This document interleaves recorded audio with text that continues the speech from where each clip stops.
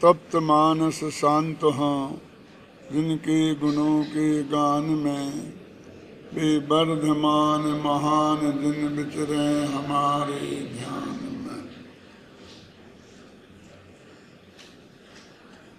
समय सार परमागम आचार्य कुंद कुंदेर देव द्वारा रचित उसका आश्रव अधिकार आरंभ करना है।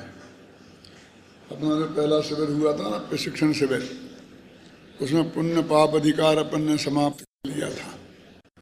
उसके आगे की ये गाथाएं हैं, तो उसी क्रम में इसे अपन आगे बढ़ा रहे हैं। अब तक की कहानी क्या है कि आत्मा में उत्पन्न होने वाले और आत्मा के संयोग में रहने वाले वर्णादि से लेकर गुणस्थान पर्यंत जो 29 प्रकार के भाव हैं, जिन्हें संक्षेप में आचार्य अमृतचंद्र वर्णादि और रागादि के रूप में कहते हैं। वर्णा सर्वे भाव भगवान आत्मा से भिन्न ही हैं। इतनी बात समय सार के जीवाधिकार में माने शुरू से लेकर 68 गाथा में ये बात समझाई है। यदि 68 गाथा को 2 लाइन में कहना हो तो हम इतना कह सकते हैं कि भगवान आत्मा वर्णादि और रागादि भावों से अत्यंत भिन्न है। न तो उन रूप है और न ये भाव उसके हैं। न उन रूप है माने उनसे इसका एकत्व नहीं है, और ना ये किसी के हैं ना उसके ये हैं। इसका मतलब है इनका स्वामित्व भी उसका नहीं है। माने पूरे जीवाधिकार में इन 29 प्रकार के भावों से माने वर्णादि और रागादि से आत्मा का एकत्व और ममत्व छुड़ाया है। इतनी बात हमारे ख्याल में आ जाए तो समझ लो हमारे लिए जीवाधिकार समझ में आ गया। पूरे समय सार का पाठ 10 मिनट में किया जा सकता है।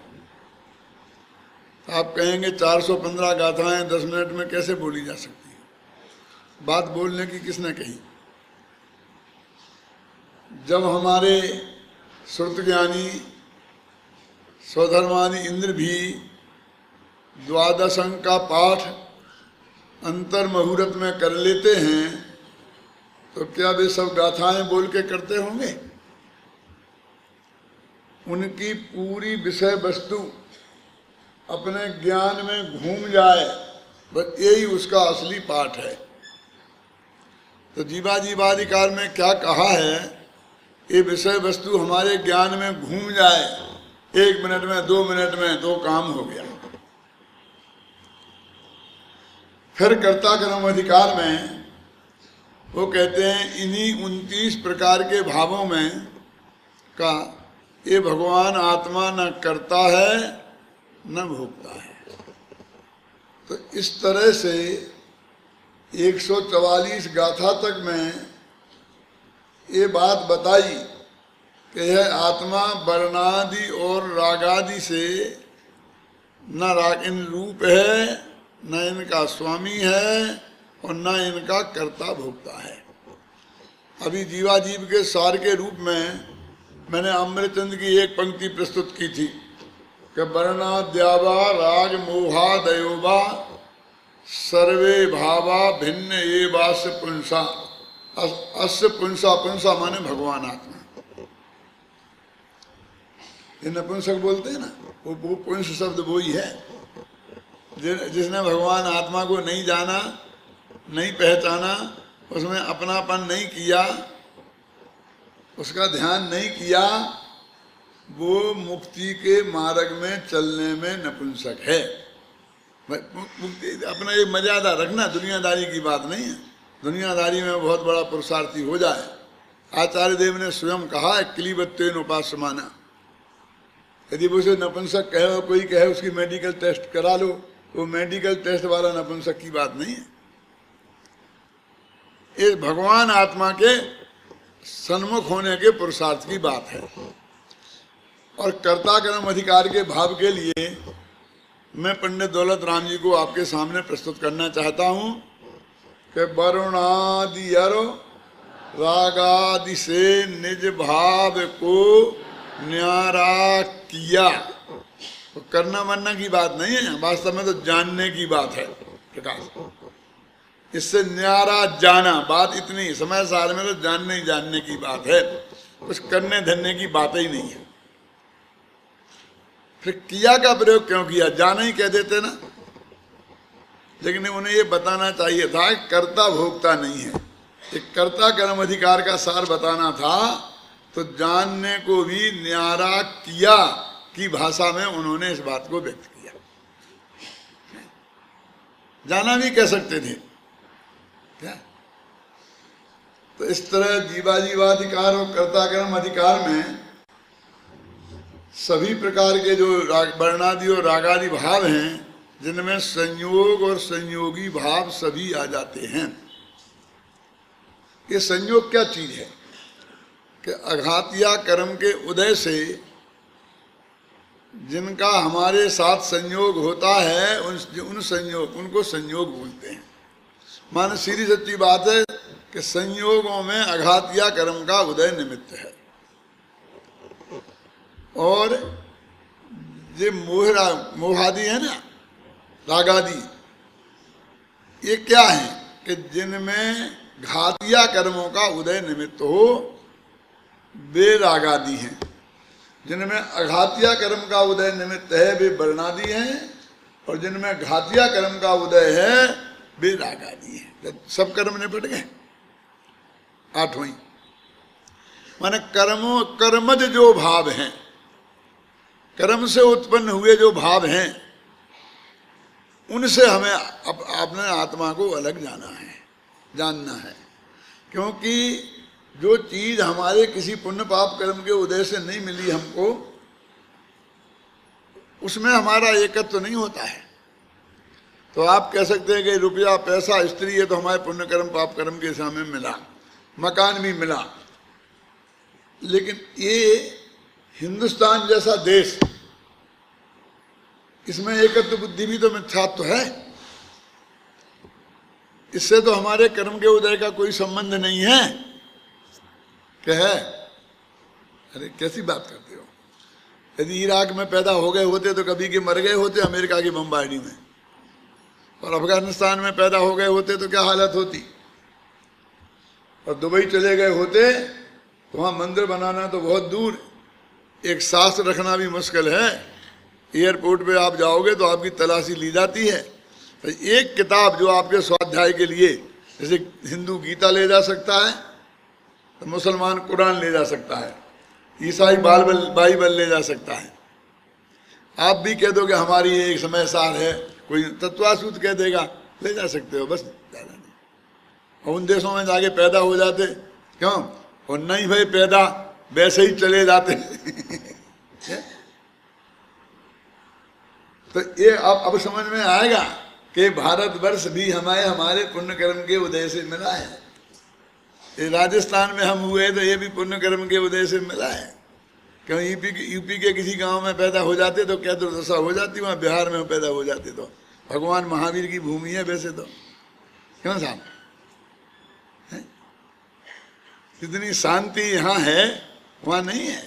और जयपुर में, मैं तो कल बताया था, जयपुर में तो सबसे ज़्यादा शांत है। इंदिरा गांधी मरी थी, सारे देश में हजारों ट्रक जला दिए गए थे, सैकड़ों लोग मारे गए थे, जयपुर में पत्ता भी नहीं हिला था। चाहे राजनीतिक कोई घटना घटे, चाहे सामाजिक कोई घटना घटे, हमारे विरुद्ध जितनी बम्बार्डिंग जयपुर में हुई थी, लेकिन उससे कुछ भी नहीं हुआ। क्यों? तो ये हमारे पुण्य के वजह से नहीं मिला। क्यों?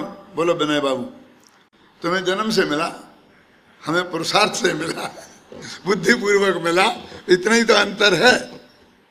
क्यों? मिला तो है ना, बिना पुण्य कर्म के उदय के तो नहीं मिल सकता था। ये सारे संयोग ध्यान से सुनना।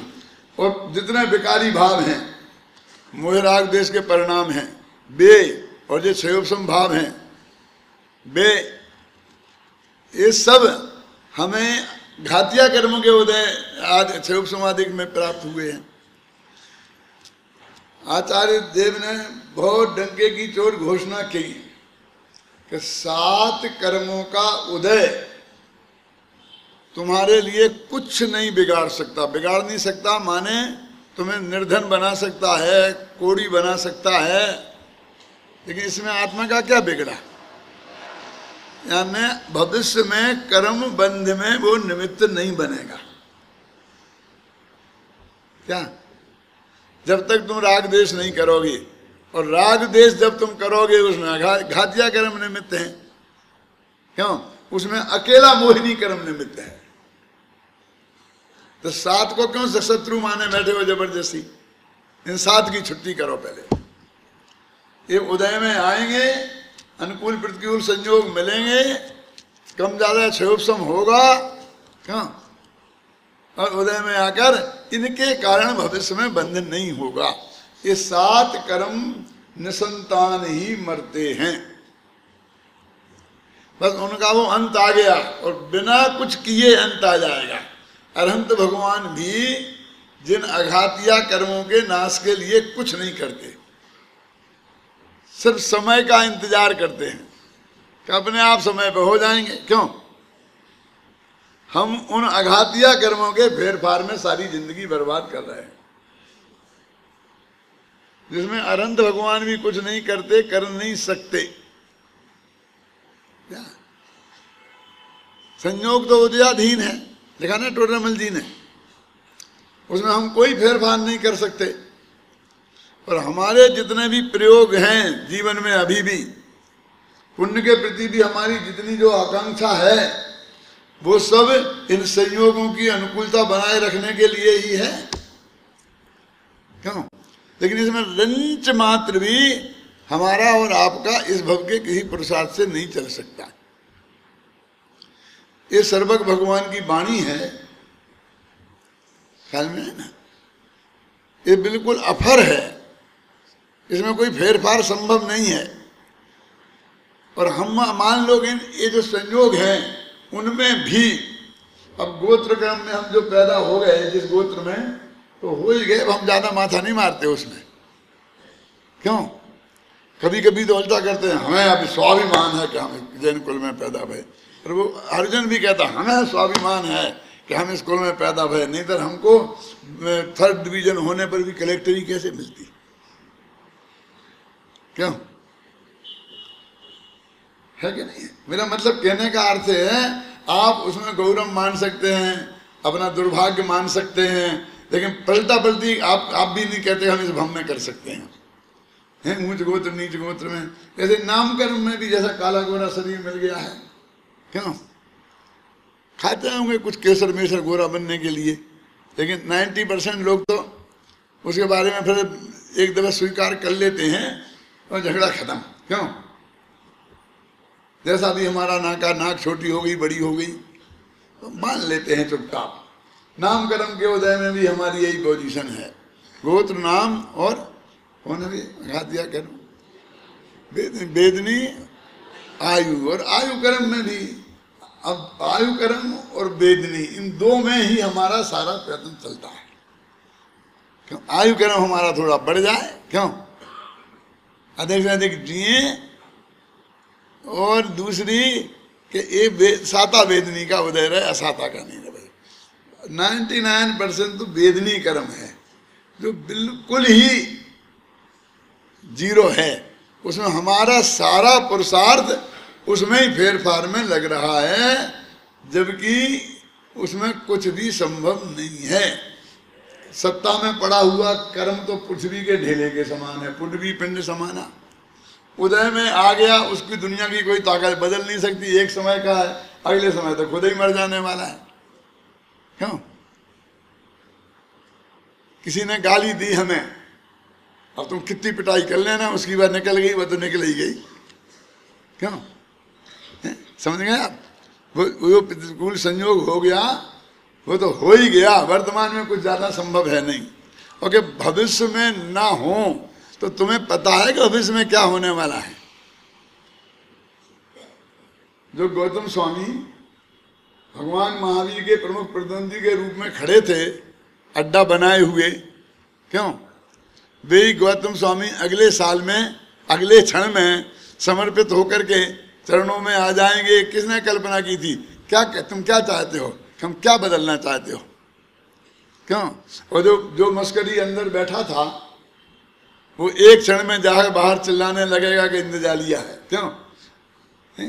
क्या पता इसका?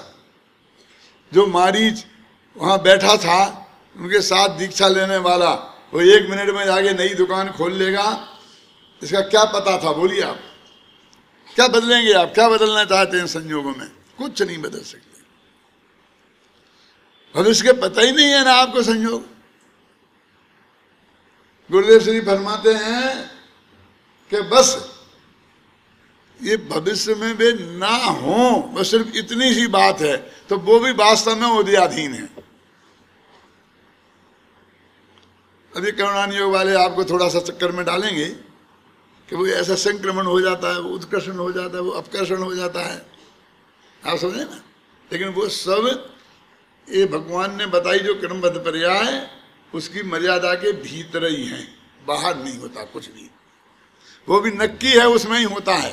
जैसा नक्की है वैसा ही होता है।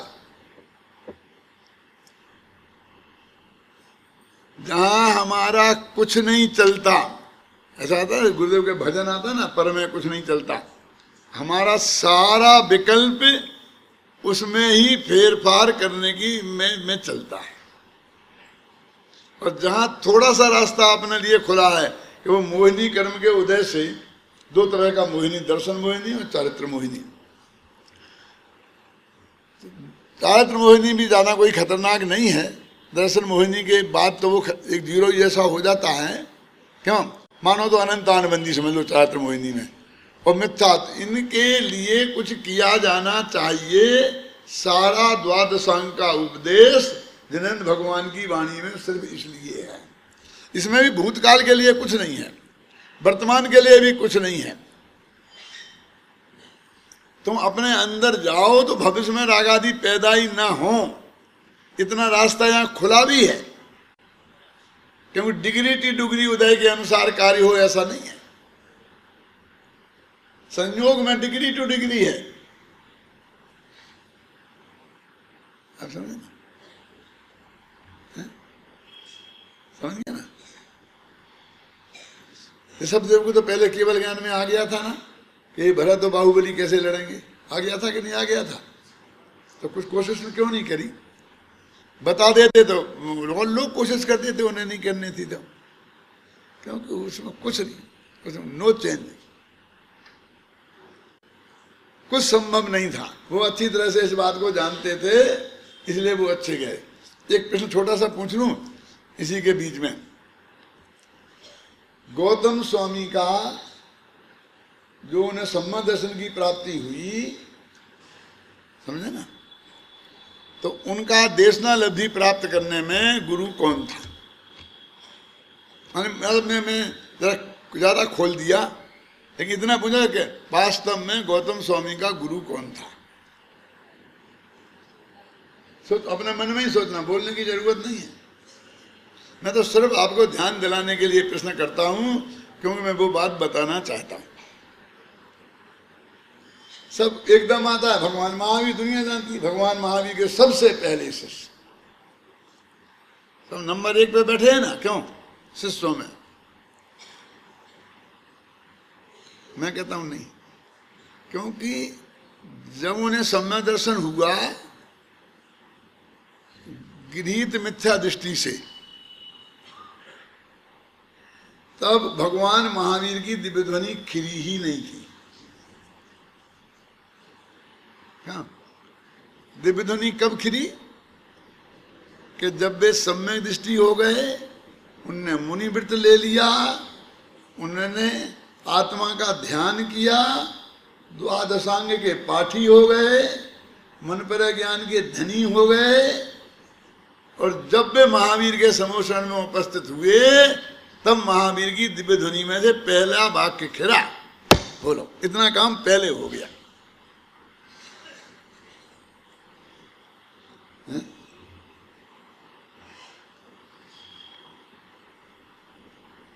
अब भी गुरु किसे कहते हैं? गुरु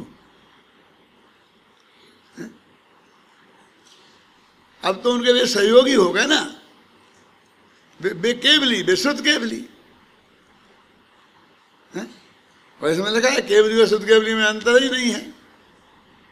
उसमें अभी मैं कहा था, गुरुदेव की पढ़ रहा था, सुन रहा था, गुरुदेव से ही सुन रहा था शायद, सुबह 5 बजे की प्रवचन में। केवली शुद्ध केवली में अंतर ही नहीं है ना, बहुत उन्होंने भेद करके गिनाया है। सुना है मैंने आज सुबह ही, ध्यान नहीं मुझे कहाँ, लेकिन वो सुना है कि शुद्ध केवली और केवली में अंतर ही नहीं है नए पक्षातीत होने में। क्यों? वो समझ लोगे 143वीं गाथा में कि जैसे केवली भगवान नए पक्षातीत हैं, ऐसे ही शुद्ध केवली भी नए पक्षातीत हैं। ऐसा बहुत स्पष्ट शब्दों में लिखा है। तो मैं ये कहना चाहता हूं कि वो तो उनकी पर्यायगत योग्यता ही थी, वहां सामने कोई उपदेश देने वाला निमित्त तो था ही नहीं, तो हमने कह दिया मानस्तंभ निमित्त है, उसके दर्शन निमित्त हो जाएंगे, तो जो होगा सामने उसको निमित्त घोषित कर देंगे।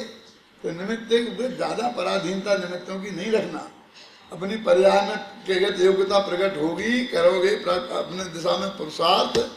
तो जैसे महावीर की पर्याय में आकाश से उतर के निमित्त आए थे, तो इन्हें आकाश से जरूरत ही नहीं बनी, वो मानस्तंभ है, और उसमें भगवान जिनेन्द्र भगवान का जिनबिंब वो ही निमित्त बन गया।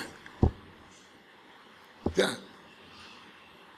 कितना बढ़िया ये निमित्त की निरर्थकता का उदाहरण है। प्रवचन सार में लिखा है, मेरी समझ में नहीं आता कि यह जीव निमित्तों की खोज में इतना व्यग्र क्यों हो रहा। ऐसा वाक्य है कि निमित्तों की खोज में इतना व्यग्र क्यों हो रहा। तो जीवाधिकार और कर्ता कर्म अधिकार में सिर्फ इतना समझाया है कि वर्णादि और रागादि भाव का ये भगवान आत्मा ना इन रूप है, ना इनका स्वामी है, ना इनका कर्ता है, और ना इनका भोक्ता है। 144 गाथा हो गई। अपने मैं पूर्व भूमि का बता रहा हूं, जो अपनी बात आगे शुरू करनी है। फिर कुछ लोग कहते हैं ये ठीक कहा आपने, नहीं है मान लेते हैं हम, लेकिन अच्छे कर्म तो करना चाहिए ना, और बुरे कर्म नहीं करना चाहिए। हर उपदेश का अंतिम निष्कर्ष तो हम यही निकालते हैं ना, सब जगह, कहीं भी जाओ किसी भी जगह, हम बुरे काम छोड़ो और अच्छे काम करो। क्यों? वो कहते गजब हो गया, हम समझा रात भर पीसा और पारे में सकेला जैसा हो गया ना। रात भर रामायण सुनी और सुबह अम्मा जी पूछती, पंडित जी एक बात तो बताओ कि राक्षस कौन था, राम के रावण? तो पंडित जी ने माथा भूल लिया कि मैं रात भर रामायण सुना रहा हूं, तो ये कहती राक्षस कौन था, राम के रावण। इसे इतना ही पता नहीं चला, कितनी स्थूल बुद्धि है। ऐसी बात नहीं हो गई है। वे कहते हम तो ये समझाते समझाते 75 गाथा लिखे आए कि आत्मा कर्ता नहीं है, न रागादि का न वर्णादि का। और ये कहते अच्छे भाव तो करें, अच्छे काम तो करें और बुरे नहीं करें। ऐसा तो होना ही चाहिए। अब ये करें, हम तो नहीं करता ही नहीं है, ये समझा रहे। हम ये करने वो नहीं करने की बात कहाँ आई? क्यों? लेकिन ऐसे भी लोग तो प्रश्न होते हैं। जो मैंने उदाहरण दिया वो इतना मूर्खता का नहीं है प्रश्न, वो तो बहुत ओवर समझदारी का प्रश्न है। वो अम्मा कोई मूर्ख नहीं थी, वो तो बहुत समझदार थी। क्यों? क्योंकि जो पूरी रामायण उसने सुनी, उस रामायण में जितनी धोखाधड़ी रावण के पक्ष से नहीं हुई, उससे ज्यादा राम के पक्ष से हुई है। शूर्पणखा की राम नाक, सीता की नाक नहीं कटी, रावण की बहन की नाक कट गई। 6 महीना उस पत्नी रावण के घर रही राम की, और उसकी इज्जत भी सुरक्षित रही। नाक तो है ही, नाक माने इज्जत भी होता है ना। क्यों? नाक माने इज्जत भी होता है। और ये भी होता है नाक माने, दो अर्थ होते हैं ना नाक के, एक तीसरा अर्थ और होता है। बोलो कौन सा? इसके अंदर जो माल निकलता है उसका नाम भी नाक है। उस माल का नाम क्या है? एक कवि की एक 4 पंक्तियां मैं आपको सुनाना चाहता हूं। लोग कहते हैं कि बेशहर की नाक हैं। क्या? लोग कहते हैं कि बेशहर की नाक हैं, हम भी कहते हैं कि बेशहर की नाक हैं, पर छिनकी हुई।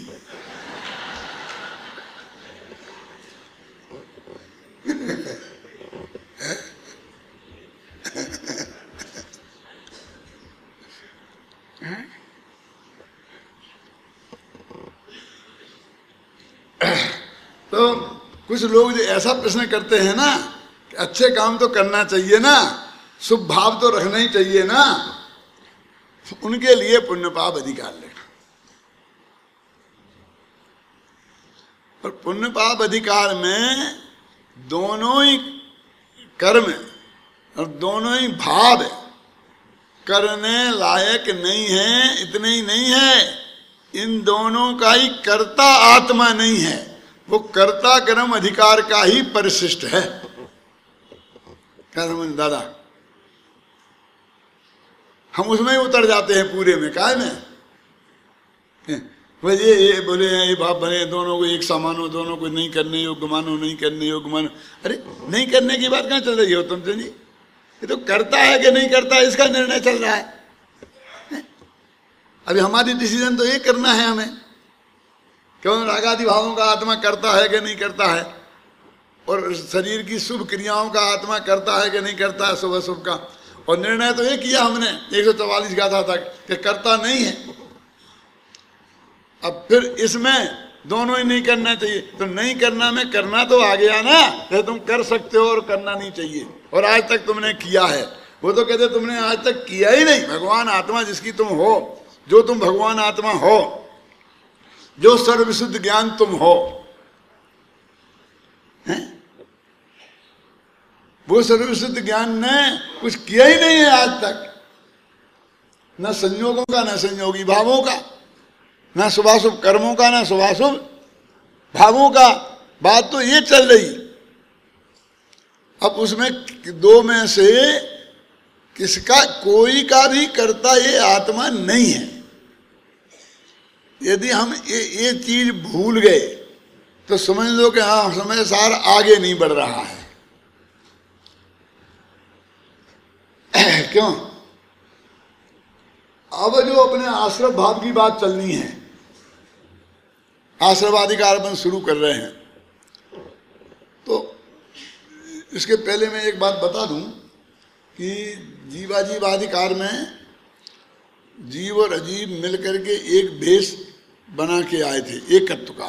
कर्ता कर्म अधिकार में जीव कर्ता और रागादि कर्म, ऐसा कर्ता कर्म का भेष बना के आए थे।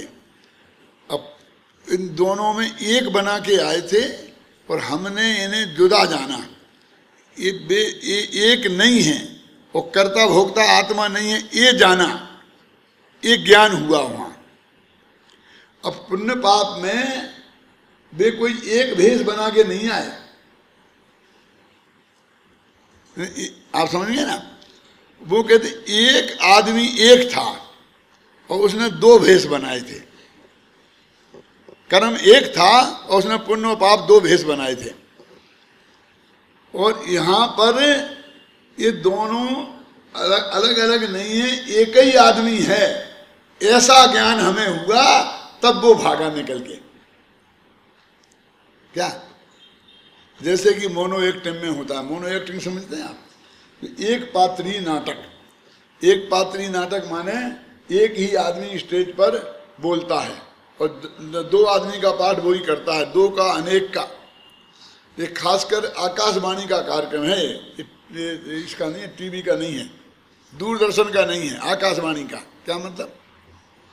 कि वो आकाशवाणी पर एक ही आदमी और पति पत्नी दोनों का संवाद करता है, और वही फिर पत्नी की भाषा में बोलने लगता है और पति की में, लेकिन वो अपनी आवाज को इस तरह से मोल्ड देता है कि आपको लगता है कि किसी महिला की आवाज है। होता एक है, लेकिन बहुत से लोग ये भ्रम में पड़ जाते हैं, क्योंकि स्टेज पे तो जब वो बोलेगा तो आपको दिख ही रहा है कि एक है, वो वही बोल रहा है। तो इसलिए मैं आकाशवाणी का उदाहरण दे रहा हूं कि आकाशवाणी पर जब वो इस तरह का एक पात्री नाटक चलता है तो उसमें लोगों को भ्रम ही हो जाता है कि दो आदमी थे, एक महिला थी और एक पुरुष था। माने इतना वो महिला की आवाज निकालने में चतुर होता है। तो महिला होती है तो पुरुष की आवाज निकालने में इतनी चतुर होती है। ऐसा हुआ है पुण्य पाप अधिकार में। क्या तो यहां कहते हैं कि दोनों ही दो भेष बना के आए थे, एक कर्म, मोनो एक्टिंग जैसा। अब इसमें से दोनों एक ही है ऐसा करके निकल गया। असलियत में क्या है कि हमारे हृदय में जो एक कमजोरी घुसी हुई है, सब लोगों के हृदय में पुण्य कर्म के प्रति थोड़ा सद्भाव तो है। अभी पूरी निर्दयता से निषेध करें तो अपने यहाँ बैठे लोगों में भी बहुत बड़ा परसेंटेज ऐसा निकलेगा कि वो आकर के मुझे वहाँ जाके घर पे समझाएगा। क्या कि देखो साहब फिर भी ये फर्क तो है ही है, ऐसा तो बात नहीं है। पूजा पाठ को ऐसा थोड़ी कह सकते हैं आप, ये प्रवचन को ऐसा थोड़ी कह सकते हैं आप, ऐसा थोड़ी कह सकते हैं। वो ये है ना, है तो बात अलग है, कहना बात अलग है, सभा में कहना अलग है, अकेले में कह दो कि तेरे से अकेले में कहने में समस्या तो तेरी है, कोई दूसरा तो कोई आया ही नहीं है? क्यों? यानी मेरे कहने का मतलब ये है कि यहाँ भी पुण्य के पक्षपाती कम नहीं बैठे हैं।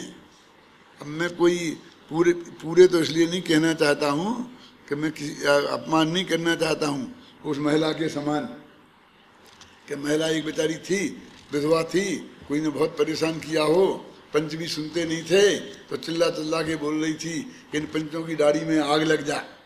ये कोई कान पे जूं नहीं रेंगती है, सुनते ही नहीं है, सुनते ही नहीं है, सुनते ही नहीं है। इतने में एक पंच आया कि क्या बक रही है कि आपके बारे में थोड़ी कह रही है, आपको छोड़कर बाकी के बारे में है क्या। दूसरा पंच आया तो आपको छोड़कर क्यों? तो कुछ लोगों को तो छोड़ें जिससे हम एक कह सकें भैया तुम्हारे लिए नहीं कहा।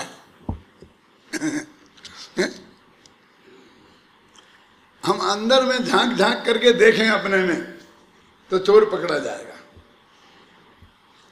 कि सचमुच हमने पुण्य। देखो इसमें बनारसी दास का छंद पढ़ता, आप किताब निकालो ना, ये कौन सा पेज निकाला? पहले पेज निकालो, समय आश्रवाधिकार कौन? पहले ही नंबर पेज है। हाँ पहला नंबर पेज है। पाप पुण्य की एकता बरनी अगम अनूप, अब आश्रव अधिकार कछु कहो अध्यात्म रूप। ये बनारसी दास का छंद है कि मैंने पुण्य पाप की एकता, पुण्य पाप जुदे जुदे है नहीं, पुण्य पाप एक ही है, एक ही है, और उनका कर्ता आत्मा नहीं है, उनका भोक्ता आत्मा नहीं है। मैंने ये समझाया है, ये करो और ये नहीं करो, ये नहीं समझाया है कि दोनों ही नहीं करो। हम क्या समझते हैं अध्यात्मी लोग कि हमने दोनों ही को नहीं करो ऐसा समझ लिया तो हमने सत्य समझ लिया। क्यों शांति जी, ये क्या समझाना चाहते हैं? ये तुमने आज तक कुछ किया ही नहीं है, तुम कर सकते ही नहीं हो। गुरुदेव का एक प्रवचन सुनना, उसमें ऐसा बोला है कि जैसा स्वभाव कल तुम्हें हुआ था अब ऐसा आज करके बता दो।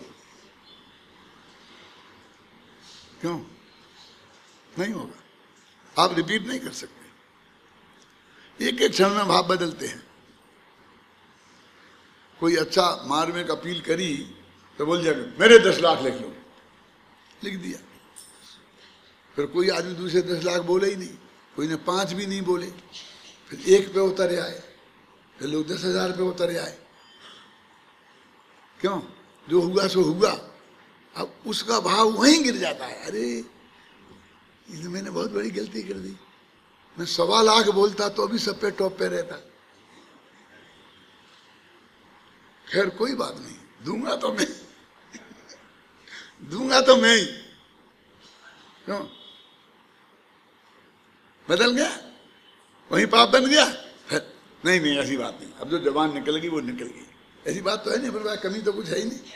ऐसी ऐसा नहीं, ऐसा नहीं, ऐसा नहीं, ऐसा नहीं। तो फिर एकदम चढ़ गया। लेकिन हम तुम बहुत जल्दी करते हैं।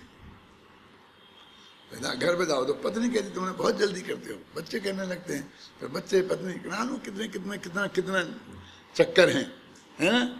और जब तक वो पैसा निकलना जाएगी बात नहीं, निकल जाने के बाद में भी पछतावा तो चालू रह ही सकता है ना? क्यों?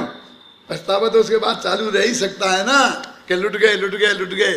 क्या लुट गए, किसने लुट गए, कैसा लुट गया, क्या हो गया है? ये संयोग तो जहाँ जिसको जो लगना है वो होने वाला है, तेरे हाथ में कुछ है ही नहीं। समझ में आया ना? समझ में नहीं आता, काय जितना तत्व तो समझो। देखो अब क्या कहते हैं, ये आश्रव अधिकार में क्या समझाने वाले हैं?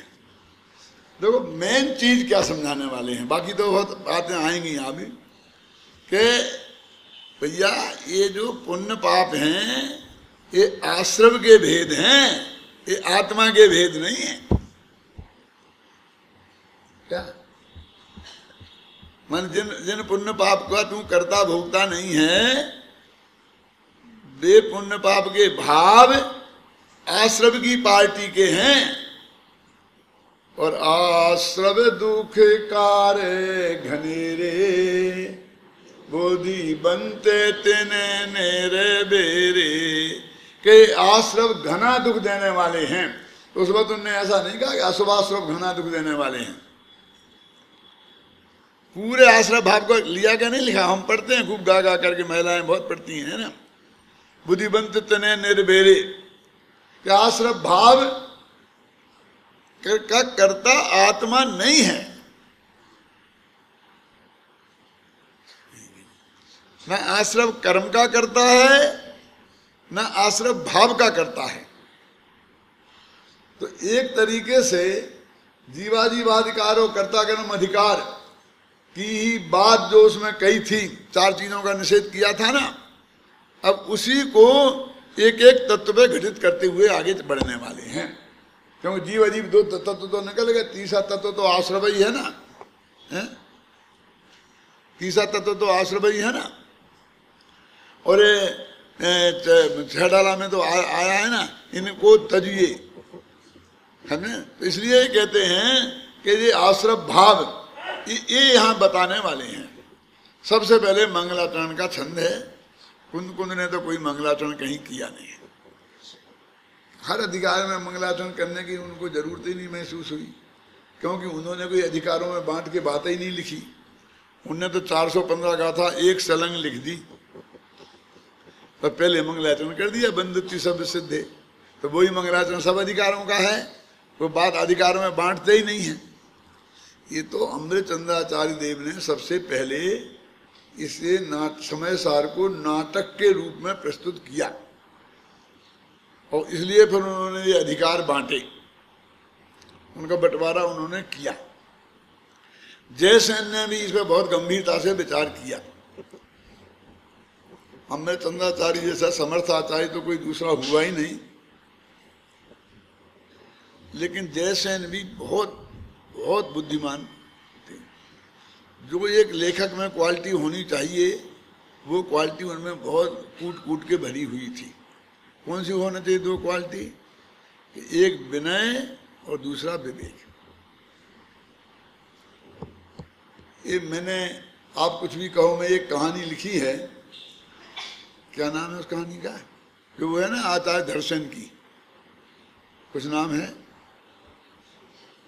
उसमें ये विनय और विवेक की मर्यादा मैंने बताई है कि विनय भी किसी कीमत पे भंग नहीं होनी चाहिए, और विनय के व्यामोह में विवेक कुंठित नहीं होना चाहिए। और इस बात की परीक्षा धर्षणाचार्य ने भूतबली पुष्पदंत की थी इसलिए जानबूझ करके दो मंत्र एक एक में एक अक्षर बढ़ा के और एक अक्षर घटा के दिया था। और एक कह दिया था कि मेरे पास दौड़े दौड़े मत चले आना, क्यों मैं तो कल जाने वाला हूँ, फिर तुम क्या करोगे, तुम अपने विवेक से निर्णय करना। अब गुरु के दिए हुए मंत्र में संशोधन करना ये विनय की मर्यादा का उल्लंघन है कि नहीं है? भाई उनको अंदर से बहुत फीलिंग हुआ कि हम क्या करने जा रहे हैं, फिर भी उनने किया। और दर्शनाचार्य ने इसी क्वालिटी पर उन्हें अपना सारा तत्व ज्ञान सौंप दिया और बाद में कह दिया तुम लिखने का भी अधिकार दे दिया कि तुम इसे लिपिबद्ध करो। विनय के उसमें विवेक कुंठित नहीं होना चाहिए और इतना वे भी नहीं होना चाहिए कि बस उसमें विनय ही समाप्त हो जाए। तो ऐसी बात यहाँ पर वो एक कह रहे हैं क्या जयसेनाचार्य ने जहाँ जहाँ उनको ये लगा कि भाई ये जो वर्गीकरण किया गया है इसमें थोड़ा ऐसा होता तो अच्छा रहता, तो विनय का तो उन्होंने मर्यादा में पालन इसलिए किया कि प्रथम रूप से उस वर्गीकरण को उन्होंने स्वीकार कर लिया और फिर लिखा कि ऐसा भी हो सकता है। ये जो 320वीं गाथा है आपकी, और भी कई जगह उन्होंने वहां लिखा है मोक्षाधिकार समाप्ता है ना क्या पहले, और फिर बाद में वो गाथा ओनली और अंत में फिर लिख दिया कि मोक्षाधिकार यहाँ समाप्त होता है। जहाँ जयसेन ने समाप्त किया, अमृतचंद ने समाप्त किया था वहां भी मान लिया और फिर अपना भी अलग कह दिया। और 320वीं गाथा का जो गुरुदेव इतने उस पर लट्टू हुए थे और बहुत विस्तार से गुरुदेव ने उस पर प्रवचन किए, जिनकी अलग अलग किताबें भी छप सकती हैं, छपी भी हैं, वो वास्तव में सारा प्रकरण 320वीं गाथा की टीका का है ही नहीं। वो तो उन्होंने एक परिशिष्ट लिखा है, लेकिन बस भाग्य से वो उस गाथा के बाद वहां आ गया, क्योंकि लिख दिया उन्हें किंच विशेष है, क्योंकि कुछ विशेष है। और वो सारी बात पूरे 320 गाथा के सार पर लिखा है, क्योंकि 320वीं गाथा में जो वर्णन है वो उस वर्णन से उसका पूरा मेल ही नहीं खाता। वो तो कर्ता भोक्ता की गाथा, अभोक्ता अकर्ता की गाथा है। तो इस तरीके से ये आश्रम अधिकार की चर्चा चलता है। उसका मंगलाचरण जो अमरचंदाचार्य का है वो अपन पढ़ते हैं। अथ महामद निर्भर मंथरम समर रंग परागत माश्रवम अयमुदार गंभीर महोदयो जय दुर्जय बोध धनुर्धया।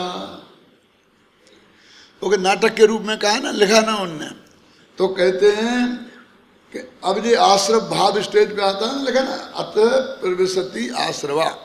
अब आश्रव प्रवेश करता है, यहाँ कोई भेष मेष नहीं लिखा उनने, न कोई कर्ता कर्म बनाया है, न जीव मिल के आया, न अलग के आया। अब वो कहते हैं कि ये आश्रव भाव जिसने सारी दुनिया को जीत लिया, अपने को वो समझता है कि मैंने जीत लिया, इसलिए उसे बहुत घमंड हो गया। ऐसा मदोन्मत्त महामद से निर्भर युद्ध भूमि में समर है ना, समर रंग परागतम, बिल्कुल लड़ाई के मूड में, समर के रंग में बहुत अंदर से भीगा हुआ जो आश्रव भाव आया है, उसको उदार और गंभीर जो ज्ञान रूपी धनुर्धर था, उसने उस आश्रव भाव को वहां पर नाश कर दिया और ज्ञान का उदय हो गया। ऐसे ज्ञान को इन्होंने नमस्कार किया है। हर मंगलाचरण में अमृतचंद ने ज्ञान को ही नमस्कार किया, ज्ञान ज्योति को ही नमस्कार किया है। पर इतना फर्क है कि आश्रव अधिकार में आश्रव को पराजित करने वाली ज्ञान ज्योति, पुण्य पाप अधिकार में पुण्य पाप का स्वरूप बताने वाली ज्ञान ज्योति, पर इतना उसका थोड़ा सा विशेषण बदल दिए हैं, लेकिन ज्ञान ज्योति को नमस्कार किया है। इसका जो अपन ने पद्यानुवाद किया है वो पढ़ो भाई, कोई होशियार आदमी तो ऊपर खड़ा होकर जरा अच्छा गला अच्छा हो वही पढ़ते पंडित। बड़ा बहुत अच्छा मार्मिक है जी, आपको सबको एक एक अक्षर समझ में आएगा, ध्यान से सुनना। हाँ सारी जगत को मथुरा उन्मत्त आश्रम भाव है, पुराणों में समागत मत्त आश्रम भाव, कीर्तन किया रणभूमि में इस भाव को जिस ज्ञान में, पर धीर है गंभीर है ये तो बहुत मार्मिक आपने सुन लिया, ख्याल में आ गया। पंडित बनारसी दास जी ने इससे भी ज्यादा मार्मिक शब्दों में इसका वर्णन किया है। और नेमीचंद जी पाटनी उस पर बहुत रीझते थे, भैया खड़ा रह जरा, और वो अपनी सभाओं में बहुत बोलते थे इस आश्रम भाव को। वीर रस का परिपाक जैसा उसमें हुआ है, ऐसा हमारे छंद में नहीं हुआ है। भाव तो सब आया ही है। बोलो भैया इसको जरा।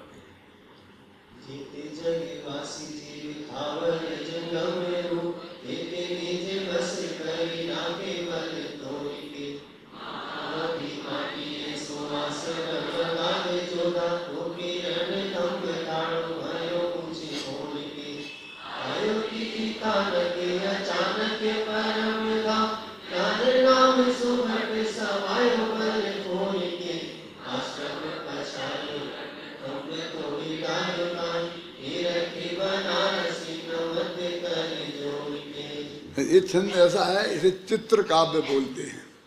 चित्र काव्य जानते हैं आप? बैठ जाओ भैया।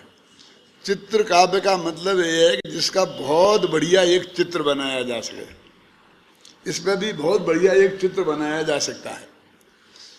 ये जो कालिदास का मेघदूत है, मंदाक्रांता में उत्तम चंद जी ने बताया था, मंदाक्रांता में लिखा गया है, वो पूरा ही मेघदूत चित्र काव्य है। और कई सब लोगों ने एक एक छंद पे चित्र बनाए हैं और वो चित्रों के साथ प्रकाशित हुआ है। यानी एक छंद में ऐसा वर्णन है कि आपके दिमाग में एक चित्र ख्याल में आ जाएगा और कवि ने उसे समझ के लगा दिया और आप कहेंगे हाँ बिल्कुल इसी का वर्णन किया है। जैसे लड़ाई में दो आदमी लड़ रहे हैं और लड़ करके ऐसा हुआ है, जैसा कैसा कैसा हुआ है। देखो अब थोड़ा इसमें मैं अर्थ आपको बताता हूँ, वैसे तो बहुत साफ है लेकिन 400 वर्ष पुरानी भाषा है ना, इसलिए बहुत से लोगों को समझ में नहीं आता। किताब तो आपके हाथ में है ना, 30 पेज देख के। जेते जगवासी, ये जगत में रहने वाले जितने भी स्थावर और जंगम माने त्रिश है ना, ये दोनों तरह के जीव हैं। उन सब जीवों को जिस आश्रम भाव ने अपने बस में कर लिया है और सबका बल तोड़ के सबके बल को तोड़ दिया है, सब आश्रम के चक्कर में है। देखो, जेते जगवासी जीव थावर तो जंगम रूप, तेते निज बस करी राखे बल्ले तोरी के। स्पष्ट हो गया? महाअभिमानी, इसीलिए बहुत मान में आ गया कि मैंने सारे जगत को जीत लिया है।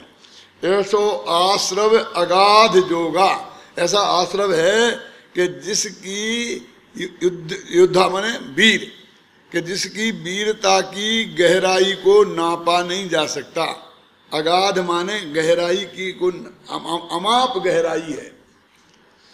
ऐसे उसने रोपी रन थम ठाड़ो भयो मूछ मूर के। पुराने जमाने में ऐसा होता था कि जैसे जो अपने को विश्व विजयी मानता था ना, तो ये वो खंबा खड़ा कर देता था और फिर कहता था जिस माई के लाल ने ताकत हो तो इस खंबे को उखाड़ के बताए। उखाड़ के बताए माने खंबे में कोई दम नहीं है, माने खंबा को तू तब उखाड़ पाएगा जब पहले मेरे को जीतेगा। तुम उखाड़ने को आएगा तो मैं तेरी पिटाई करूंगा, तो पहले मेरे को लड़े तो तू खंबे को टच कर सकता है ना। अंगद ने किया था ना, रावण के सामने कोई खंबा तो था नहीं उसके पास, तो उसने अपना पैर खड़ा कर दिया खंबे के, ए मेरे पैर को कोई उठा दे, है ना। और रामायण कभी वो बड़े बड़े योद्धा आए और उसके पैर को हटा नहीं पाए, मतलब एक प्रतीक माना जाता था। वो अश्वमेध का घोड़ा होता था, उसे छोड़ते थे और कहता कोई इसको टोके, ये जाएगा जाए, जो कोई रोक दे, इसे रोक दे माने समझे ना, घोड़े को रोकने में क्या दम है मतलब मेरे से लड़कर मुझे जीत लेगा तब घोड़े को रोक पाएगा, ऐसा खंबा। तो वो कहते अभी कि ऐसा वो अखाड़े में, ये अखाड़े में वो होते थे ना, पहलवान लड़ते थे ना, तो वो कहते अखाड़ा में इसने रम को थोप कर विश्व जी ऐसा बता कोई आए, ऐसा करते ना, आप कभी देखा होगा हमने मल्ल युद्ध में कि जब अखाड़े में कोई नया आता है पहलवान, उसका ऐसा हाथ करके वो रेफरी बताता है कोई आए इसके साथ लड़ने के लिए, कौन सा 90 किलो वेट वाले में कोई है यहाँ के नहीं, आए 5 मिनट में आएगा तो ठीक है, नहीं तो इसको भारत केसरी, राजस्थान केसरी की उपाधि दे दी जाएगी। ऐसा दृश्य समझेंगे ना। अब वो चित्र बन सकता है कि नहीं बन सकता है। अब आयो तीही थान के अचानक के परम धाम, अब उस वक्त वो खड़ा था, अब मूछ मोड़ के देखा ना, अब वो बनाएंगे ऐसा आदमी आश्रम का भेद बनाए, खंबा सामने खड़ा हो और मूछ मुड़ के कह रहा हो आजा माई का लाल कोई हो तो,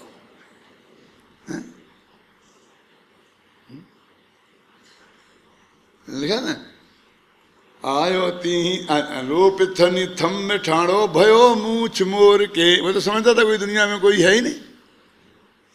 आयो तीही थान के अचानक परम धाम, ज्ञान नाम सुभट, ज्ञान नाम का योद्धा अचानक वहां आ गया कि अच्छा मैं देखता हूं तेरे को। सवायो बल फोर के, उसका सवाई ताकत से स्फुरा, फोर के माने स्फुरायमान होकर, सवायो बल फोर के आश्रव पछार्यो, रने थम्बे तोड़ी डार्यो, आश्रव को पछाड़ दिया और खंबे को तोड़ के, कई चित्र बन सकते हैं ना, पहले खंबे वाला मूछ वाला, फिर पछाड़ा वाला, क्यों खंबे को उखाड़ के फेंकने वाला, कितने चित्र बन सकते हैं, समझेंगे ना। आश्रव पछार्यो रने थम्बे फोरी डार्यो ताही निरख, ऐसा इसको देख के बनारसी दास उस ज्ञान को हाथ जोड़ के नमस्कार करता है। भैया अब एक बार और पढ़, अब लोगों की समझ में आएगा, एक बार सुनो, बहुत मार्मिक है, बहुत ही।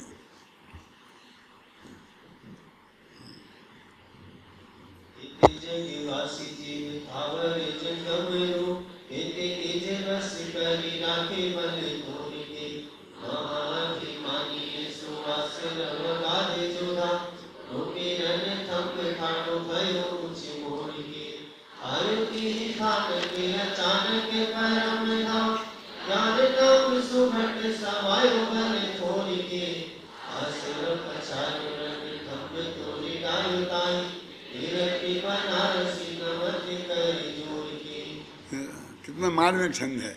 इस तरह आश्रय भाव को एक ज्ञान नाम के नाटक का दृश्य है ना, पहला दृश्य, ये पहला दृश्य आया है आज के उस सीन में।